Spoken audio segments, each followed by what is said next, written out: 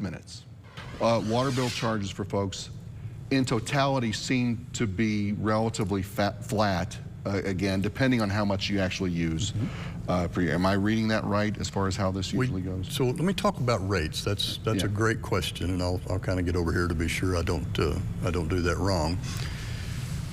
The water rates have stayed the same in Lubbock now for quite a bit. We are in a position that we need to make some changes to do that.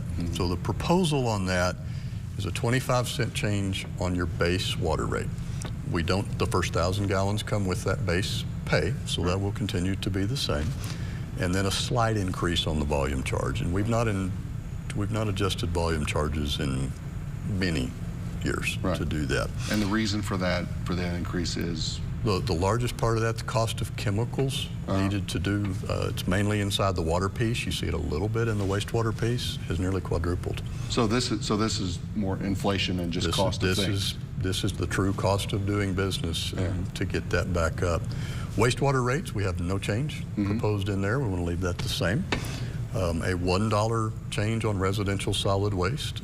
Cost of a trash truck has more than doubled in the last 5 years. And you know, we've talked a bit as well about uneven collection issues in some neighborhoods. And is that a staffing thing again that can be worked on? We've pretty much solved our staffing thing. That is literally the availability of new trucks coming online for us. Wow. So we have trucks that we bought in 2021 that are not here running our alleys yet.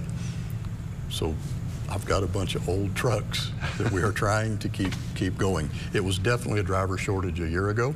We put some programs in place, actually resulted in 26 net new commercially licensed drivers coming to work for us. So we're good there.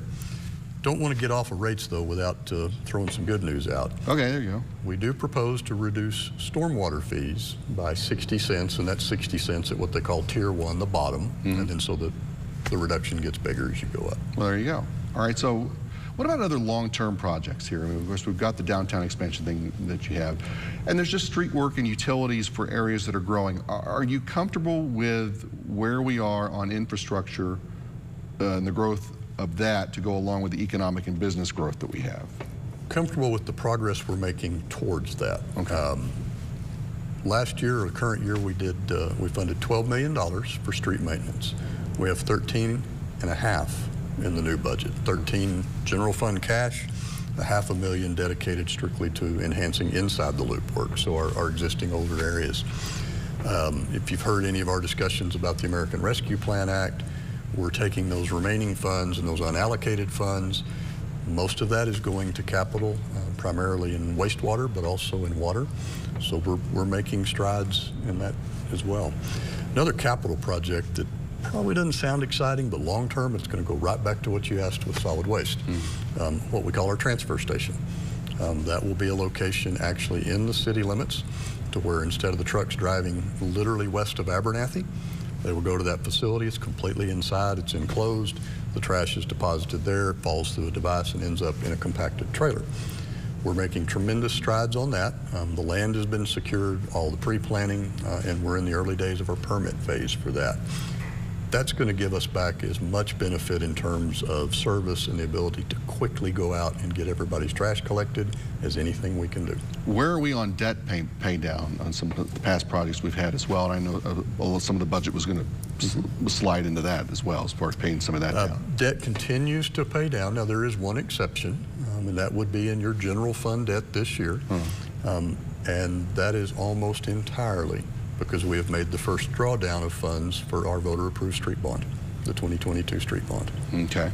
Other than that, you're seeing all of that debt continue right on the schedules that we have shown. Are you thinking about any other bond projects that may have to go in front of voters at some point here in the next year or so?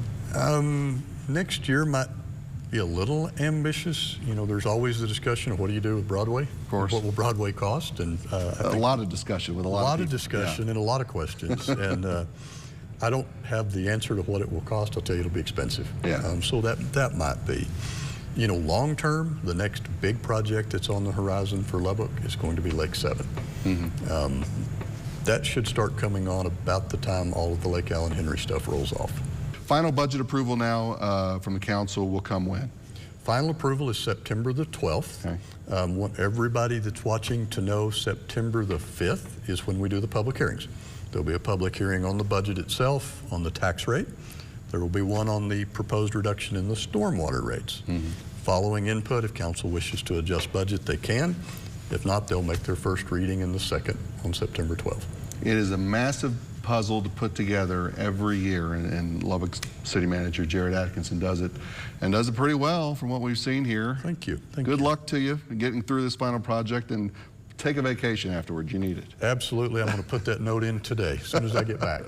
Thanks for coming on.